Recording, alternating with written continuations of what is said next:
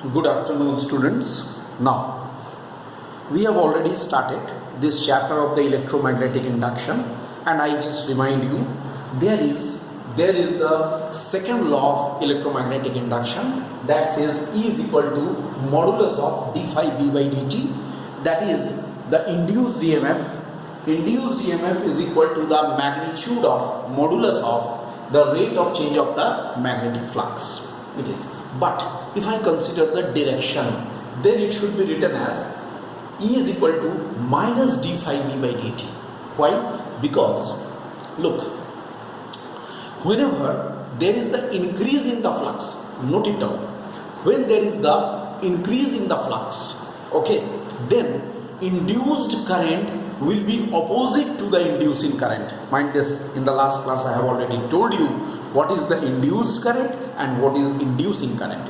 Inducing current is the main current that is in the primary coil. Induced current is the current which is induced in the secondary coil. So in case of the increase in the flux, okay, the induced current and inducing current are in the opposite direction, okay, and in case of the decrease in the flux, they are in the same direction, This is why E is equal to minus d phi b by dt, or according to Lenz's law, you can say in other words also, according to Lenz's law, the direction of the induced current always opposes the cause producing it.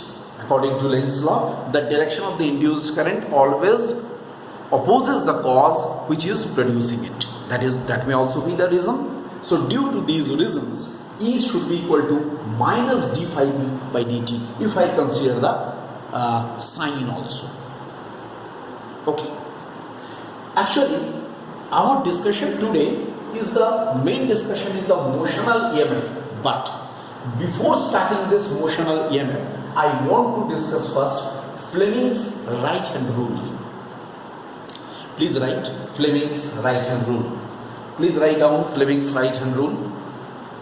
It states that, mind this, left hand rule was there in the magnetic effect of current. This is the right hand rule. Right hand rule is for the induced current. Left hand rule is for the main current. This is for the induced current. So you can write, according to Fleming's right hand rule, or this rule states that if the forefinger, middle finger and thumb, forefinger, middle finger and thumb of the right hand, forefinger, middle finger and thumb of the right hand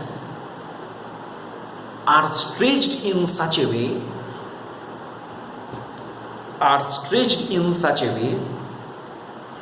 that they are mutually perpendicular to each other,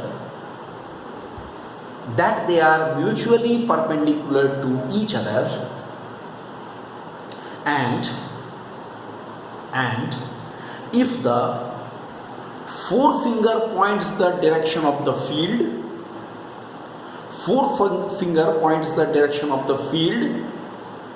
thumb indicates the direction of the motion, points the direction of the motion, then the middle finger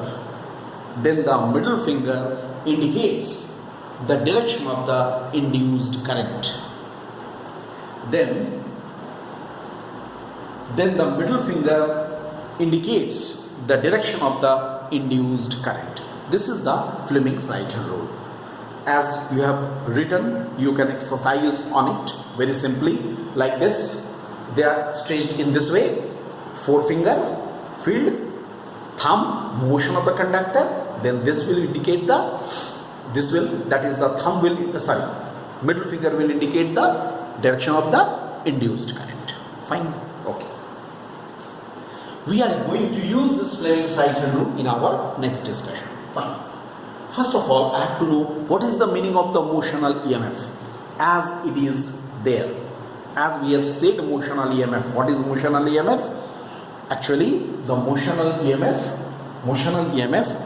is the induced EMF produced due to the motion of a conductor in the magnetic field. Okay, I said motional EMF is actually the induced EMF produced due to the motion of the conductor, in the magnetic field. Motion of the conductor. How can we explain? Let us consider this is a metallic frame. Look, it's a metallic frame, rectangular frame having a sliding rod PQ. It's very simple. There is a frame, the two parallel rails, you see SP and RQ are the two parallel rails. They are passing through this PQ rod, sliding rod PQ here. These two rails, parallel rails, are passing through it. Okay, now what will happen? PQ is free to move on these rails. We are considering there is no friction, nothing is there, no resistive force, no dissipative force. So what happens here? One more thing. Look, the conductor is like this and there is a magnetic field. How the magnetic field is acting? Perpendicularly into the plane of the loop or the rectangular loop. Fine? Very clear? What happens? If I move it towards left with this velocity v, if it is moved towards left with the velocity v, what will happen? An induced current will be set up. In which direction it will be set up? Let us see. Fleming's right hand rule. This is here. See, look at this finger. You can also exercise it. Look, forefinger indicates the field inside. Thumb indicates the motion this side. The current will be this side. Means downward. Means what will be the direction of the current? Let us see. The direction of the current will be here. This will be the direction of the current I. I will be the direction of the current. Very simple. Just by Fleming's right hand rule. Okay. Obviously, according to Fleming's right hand rule, since a current is developed in this through this rod, so obviously there is an induced EMF will also be developed. What will be the induced EMF? Let us now see. Let us now find out the induced EMF. It is slowly, it is moved like this side. What will happen? Change of the flux will be taking place. Area is decreasing. Area of the loop, I am talking about the area of the loop. Area of the loop is decreasing. It is moving this side. Then what will happen? Motional EMF. The EMF which is there, the motional EMF, that will definitely follow Faraday's second law. According to that, E is equal to minus d phi b by dt. Phi b. Now let us see phi b. Here. What is phi b? Is it equal to b into a into cos 0 degree? Look, what will be phi b? B into a into cos 0 degree. B is which direction? Into. A will be perpendicular to. That's why a into cos 0. That's why how much it is equal to? It is equal to b into a only. Or we can say, if I say L is the length of this and x is this distance. Look, I consider L is the length of the rod and x is the distance of this rod from the left edge of this loop. In that case, can I write b into L into x? That means E is equal to minus d by dt of b L x. I hope you all have understood. This will be equal to minus constant quantities will be, all of you know how to differentiate b into L constant quantity outside. It will be simply dx by dt. Dx by dt.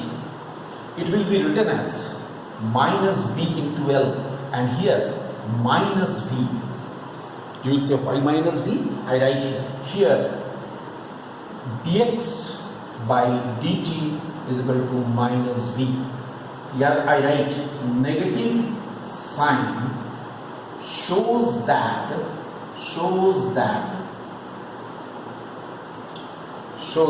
negative sign. What is the significance of the negative sign? So see, it is V is in the decreasing direction of, it is in the decreasing direction of x. Understand? V is in the decreasing direction of x, opposite. It is going. That's why ultimately how much we are getting? E is equal to B into A into V. Ultimately, this is the formula which we are getting. EMF. Look, this is the value of the EMF. And if you are wanting to find out the current induced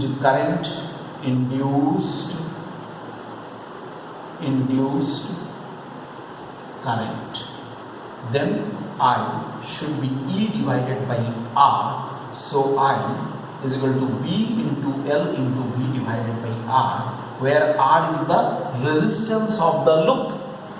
R is the resistance of the loop. Alright, so this will be the resistance of the loop. So in this way we are getting motional EMF and the induced current also, due to the motion of the conductor in a magnetic field. I hope all of you have understood it properly. No problem is there. This is regarding the motional EMF. Okay? This is regarding the motional EMF we have discussed. Fine. So now next lecture I am going to discuss the self-induction.